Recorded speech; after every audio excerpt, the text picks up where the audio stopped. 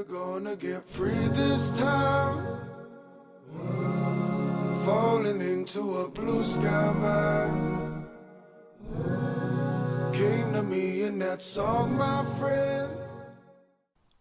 Hello, Deb Air here. In a moment, you will be hearing Crystal and I speaking about embodiment. This particular episode was inspired by a listener of You, Me, and the Elephant. Speaking of You, Me, and the Elephant, one of the things that I have been witnessing and learning for myself is that as we start to speak about these elephants, is that like the elephant is really becoming one of those Russian dolls that is like we experience something, a theme comes up, and it's the doll. And then we open it up and there's another doll, and so on and so on. And so this is our introduction to embodiment. And I think I'm sharing that because there will probably be more. So those of you that are like, well, but what about this? What about that? It will be coming down the pike in as we continue to open up the different Russian elephants, aka dolls.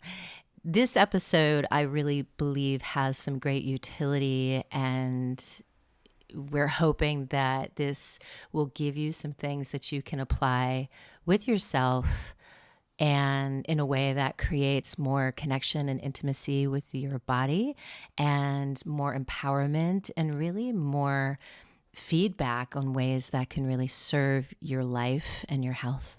So we hope you enjoy it. We'll see you in the episode. Welcome back. Welcome. Welcome again. Welcome, welcome, welcome.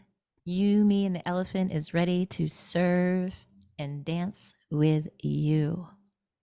Who am I with today? I'm with the one and only Crystal Clear.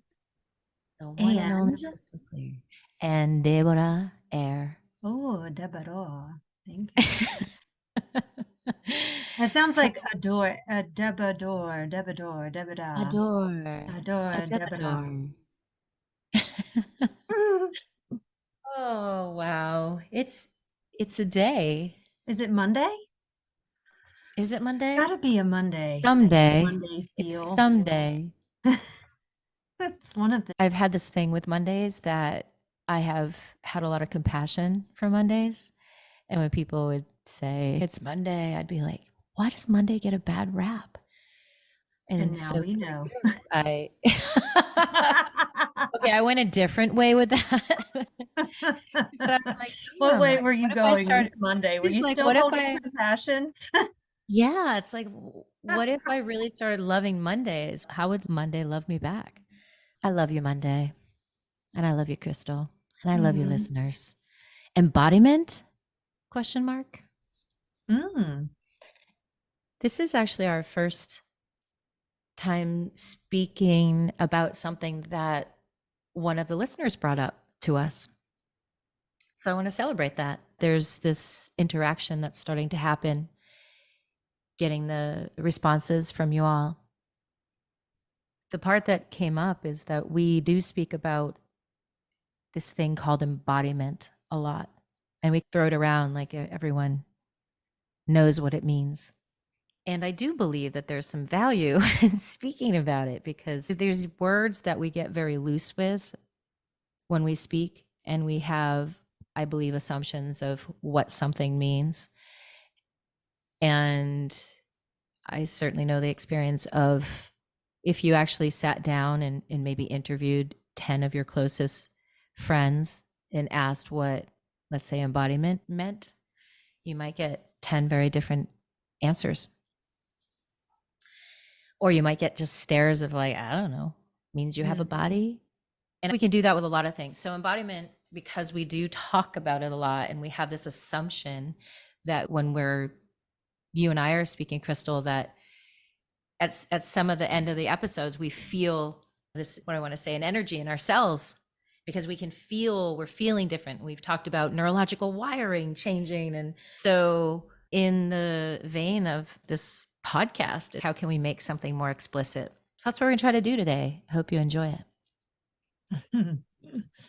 There's words like healing and I love you is another one.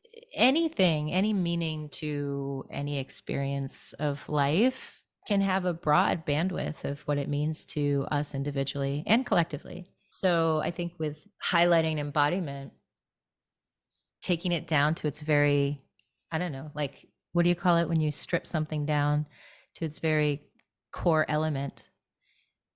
We're stripping down. We're stripping it down. Stripping How it perfect. down We're is stripping our coming to bodies mind. down today. Stripping We're getting down. naked with That's right. embodiment. So the naked feel of embodiment, the core of embodiment is an aspect of incarnation. I mean, the purest form is that something has incarnated. And we'd like to speak about embodiment in regard to obviously our bodies. But embodiment can be anything that incarnates into existence, into a manifestation, into something that's tangible, into something that is visible, of an expression, a representation of something, right? So our bodies are a representation of life. The body being like a movie projector of your life, because the existence of a body itself, let's say our human bodies, there's an energy in our body, and that energy is the energy of life itself. And this is where it lives. In when we were incarnated, that's when our life began in this body. So anything that we experience, any of our ancestor imprints, our DNA, it all sifts through and exists through and lives through our body. Yet I feel like, as much as we throw that word around a lot, I think I've also heard a lot of people say, well, I just feel so out of my body, or I don't feel safe in my body, or I feel like I'm stuck in my head. So it's certainly, I believe, an important subject to speak about, because it seems like there is this obviousness of, well, embodiment just means you have a body. Mm-hmm. And yet what people struggle with is feeling comfortable in their body, is feeling trusting in their body, is feeling that they can not only not trust their body, but also that they get stuck more in their mind. So, which creates a separateness when we isolate.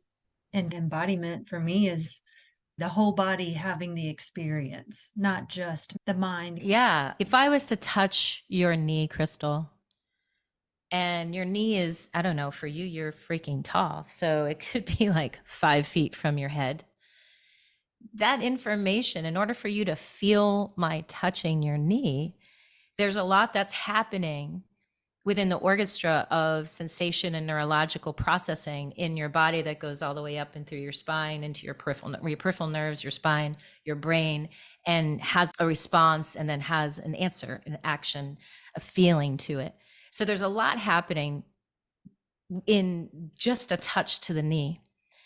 If you take the example now of walking down the street and you're texting somebody and you bump into somebody because you haven't even seen them, there's a lack of awareness of your body and space and knowing where it is. I do this in the grocery store. Sometimes I think somebody's speaking to me, but in actuality, they have their earbuds and they're on the phone. So when they're doing that, when we're doing that, how embodied are we to the moment is really the question. And what does it even feel or mean to be able to be in your body? And how often do we, I don't want to just say leave, that we use our energy and our thought process that takes us literally somewhere else. And we're daydreaming or we're in deep conversation, but we've kind of lost the awareness of what is happening. It's sort of like driving somewhere and not remembering how you got there. Mm. And I know we all have had that experience. It's like, oh my gosh, because there's such a neurological groove of maybe you've driven there for 20 something years for your job and you become less present in your body, and you might be on the phone, you might be listening to music or a podcast or something in the car, but you're less aware of not only your body and its sensations and its movements, but Mhm. potentially your body in relationship to the space around you. So, embodiment, I loved what you said. Can you share? You shared something earlier, and it was a sweet little way to bring a little love attention to our body and how you were understanding that word. My play on words. Your So play on words. my Yeah, play on absolutely. words, indeed. I was doodling, drawing, writing down some ideas that came in, and I started playing with the actual spelling of the word. For embodiment, flipping the E and the M Me, changes me, me, it to the me. word me. So me, and then body, BODI, and the end being meant. It's this little visual that was happening is that there's a me and I'm in my body and I'm having this experience, which is kind of like giving the what does it mean? What does it meant? What has it Ah, meant? What has it meant? what does it meant to you?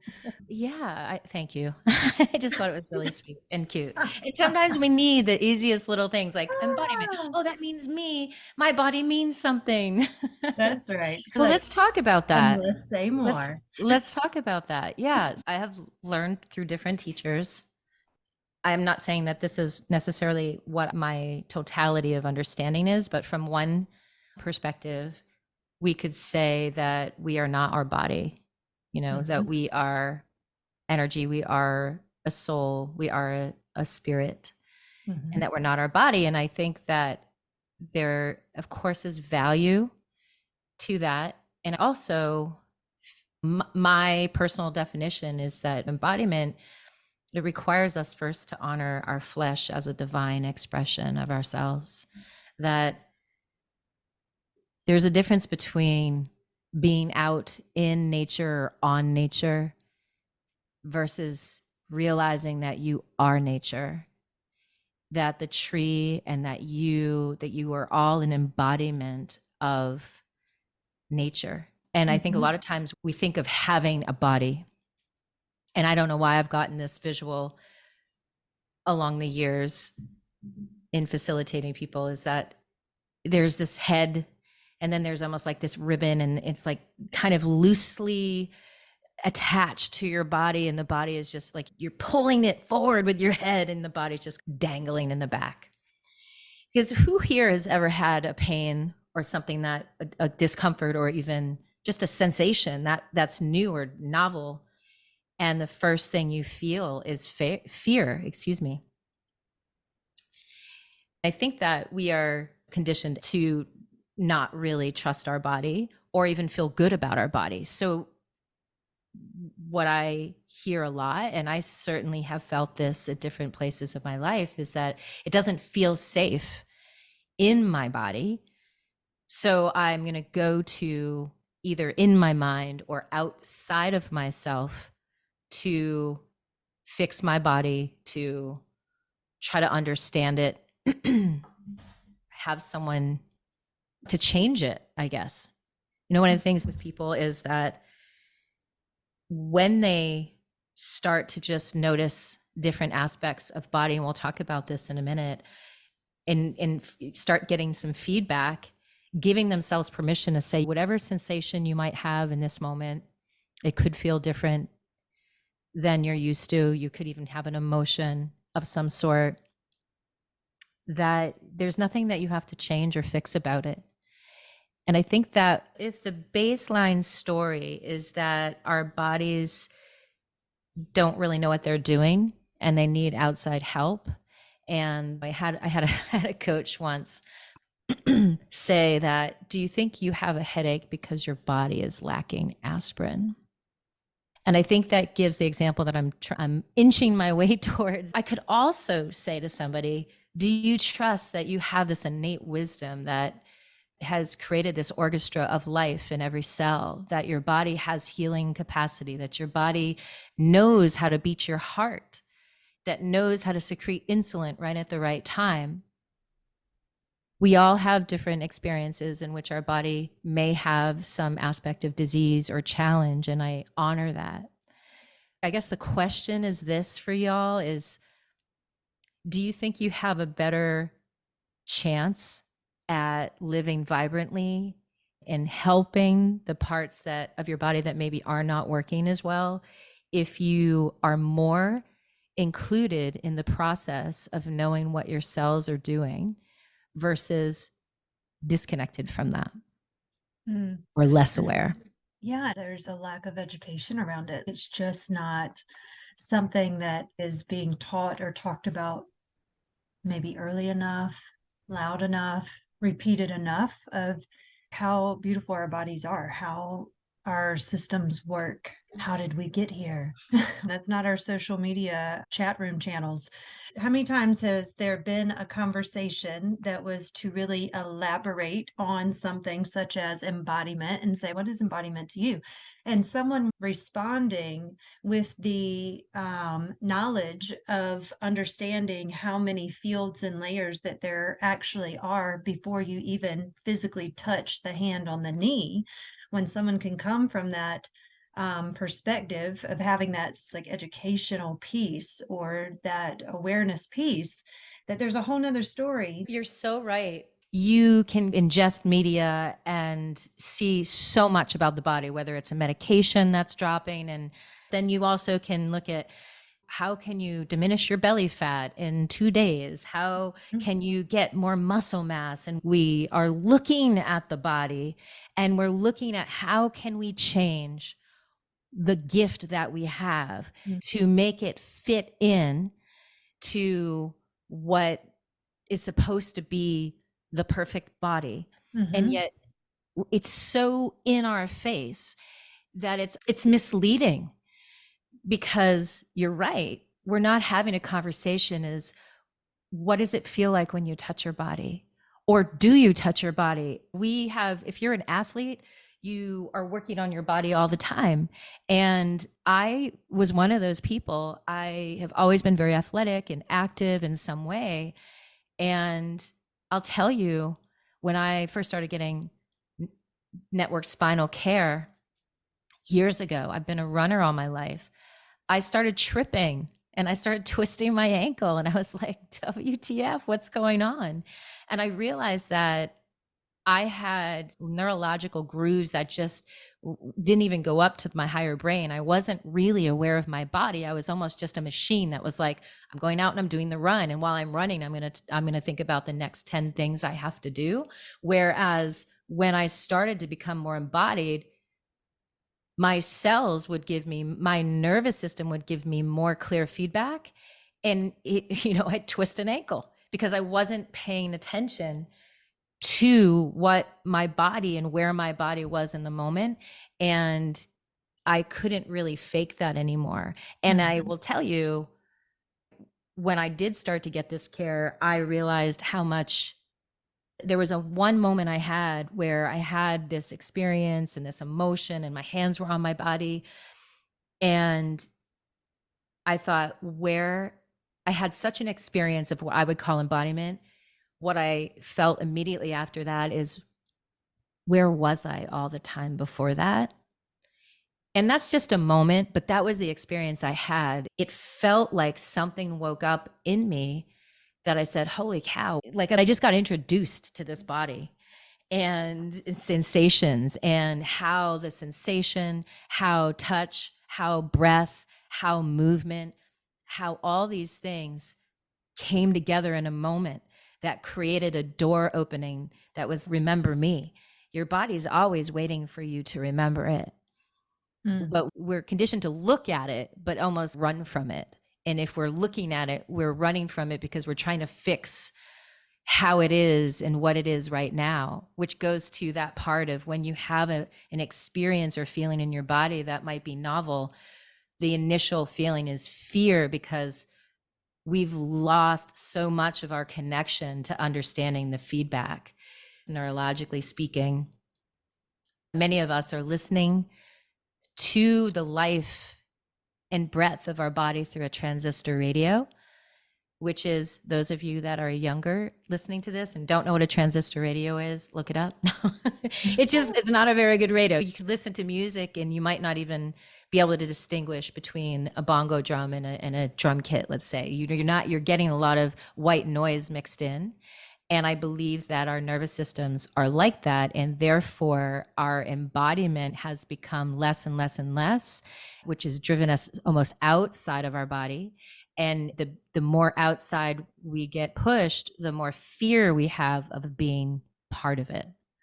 And yet I believe that's where I was born. I mean, of course, right? We're born into this body, but we learn how to almost manipulate our body versus being in relationship and being our body, which brings me back to that part where it took me, I don't know when it came about. Maybe it was this experience where I was like, I touch my arm and this is a divine expression of life. This flesh is an extension of my spirit, of my soul. And why would I not want to understand and be in relationship with that? Mm. And it's making me think too of like you shared, the network spinal was such a big introduction and experience for you. And then simply connecting to the breath, like yoga experiences and being out in nature and things that allow your neurology to come out of that fight or flight and go into that rest and digest that says, oh, there's a bigger moment happening. Just standing in the woods and looking at the sunset or feeling the rain fall on my face. And it's those novel experiences that you're sharing that is taking us deeper into ourselves, the awareness that we are something more, we're connected to something more, helps us broaden the perspective or widen the lens on who we are in the first place.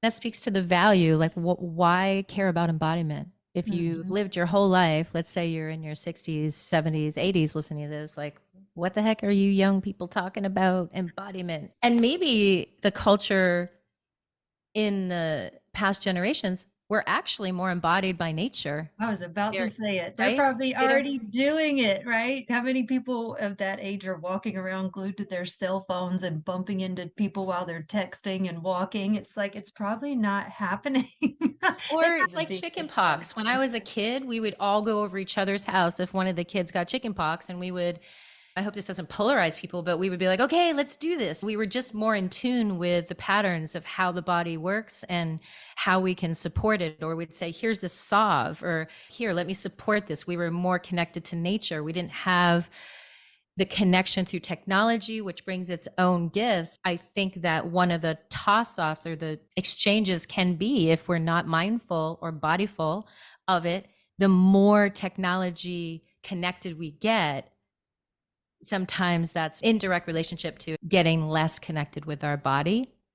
And this isn't about getting rid of technology. We're using it all the time, but it is about checking in with, which I think you were going to, of what is, I like to call the universal language of body. So if we could strip it back and say, okay, what if I was just meeting you today, body? One of the things that's required when I work with people is that they actually can feedback what they're experiencing. It's not just me doing something to them. So initially what I would do is I would say, when you wake up in the morning, just say, don't say your name, just say, body, how do you want to move? Do you want to move? Body, what are you experiencing? What are you feeling right now? And I purposely stripped the name to the body because it is so a lack of culture to even consider the difference of who's the Deb in my mind and who's the Deb that's a body. In actuality, it's all so layered and connected, but because we've lost that connection, we all know what it feels like to say, I think I'm going this way, and you run into something or you stub your toe because you clearly there's a disconnect between the pace of your mind and the thoughts and the pace and understanding of your body. To go back to some of the things that we can do, to go back to the very beginning of what we were saying, is stripping it back and saying, well, what is embodiment, and what are the universal languages of our bodies? I said this in another episode. We were talking about capitalism and how capitalism is young, but our bodies are ancient. So to go back to our bodies being ancient, there's something called touch. When is the last time that you consciously touched your body? I was talking to somebody about intimacy, and I've worked with people with this too, where to even touch our body could be something that has been either atrophied or traumatized, so that some of us can't even really touch our body consciously because of it's not safe. And so we might need to just start by imagining it, by imagining touching our body.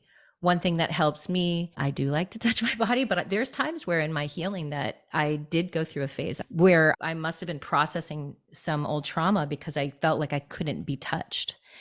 It was a very interesting experience. In general, touch can either have a feeling of an atrophy, like I said, that we're craving it, or that we have a fear of it, possibly because of past trauma.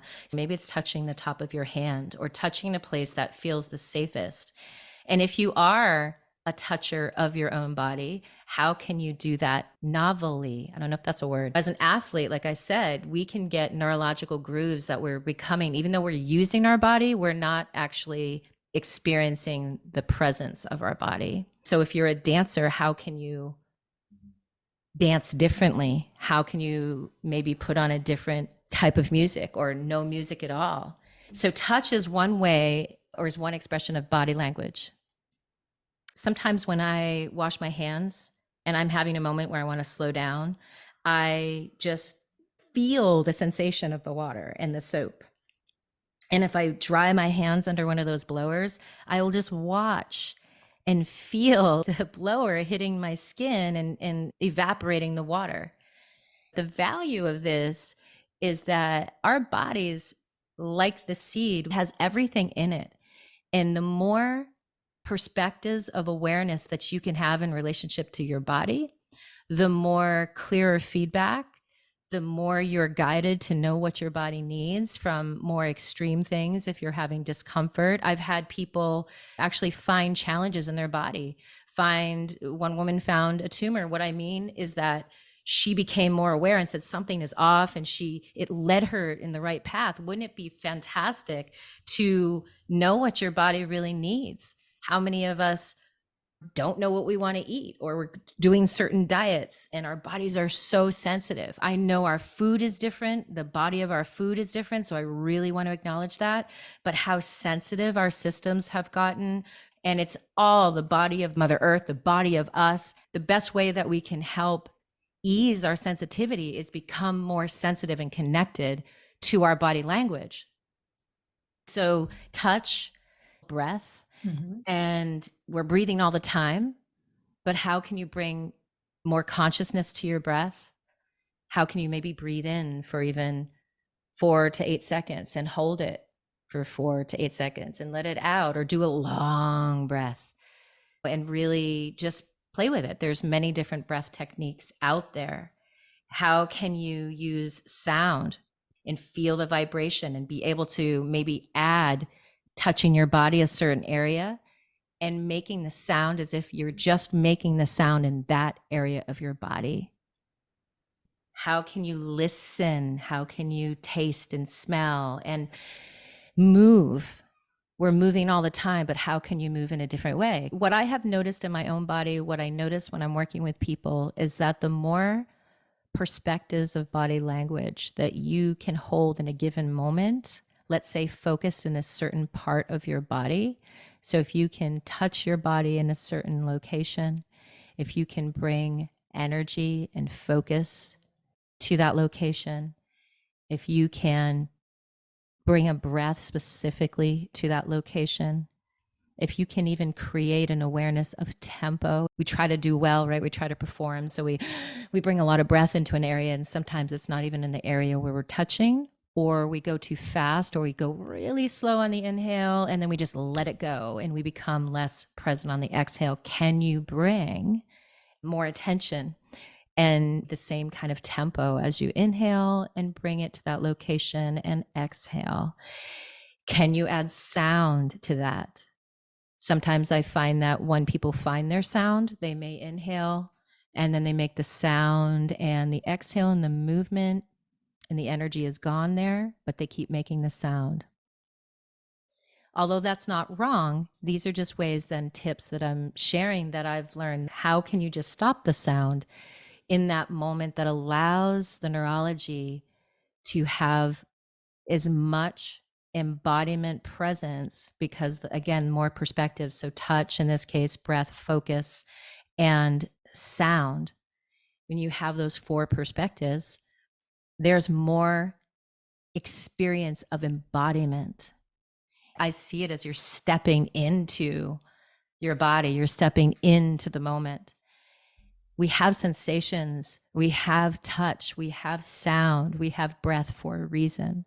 They are our universal language. If you're a professional surfer, you need to really know how the ocean, the best of your ability, how the ocean works, how wave sets work, how the rhythm works, how you need to be good at balance, and then also being in relationship with your balance and body to the surfboard, to then the ocean, to be a good surfer. So to be a body owner, it only makes sense to actually bring more awareness to the very language of how our body speaks, so that we can become more of an expert on our own body and less at the whim of trying to get information outside of ourselves. And I want to acknowledge that because there's so much fragmentation that happens, it can feel scary, especially if we've had certain traumas.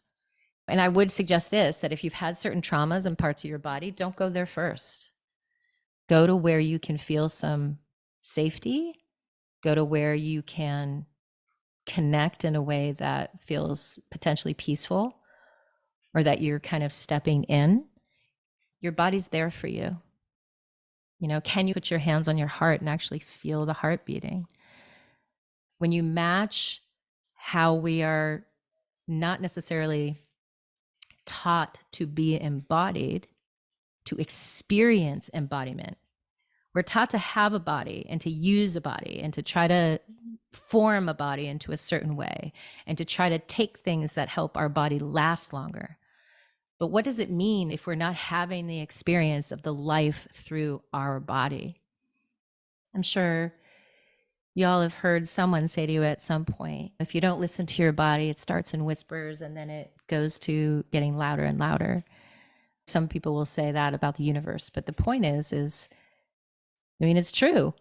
And it's not just about aches and pains or challenges. It's really about the more you can hear your body whispering, the more your body is going to work with you, because you are it and it is you. So the more that you can hear its whispers, the more that you can create intimacy with feeling and hearing and seeing and sounding and touching and breathing, then you will have a different life. I guarantee it. You will have a different life. Everyone's going to be different on how you can sneak up to your body and create more reverence for the divinity that exists in every cell. Why not? You were giving this body for free, and life just says, hey, check in.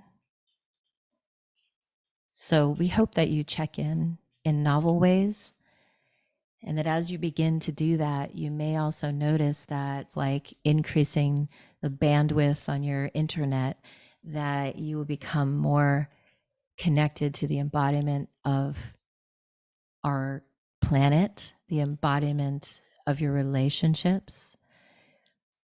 If you can't move it, breathe it, touch it, sound it, it's probably more stuck in concept.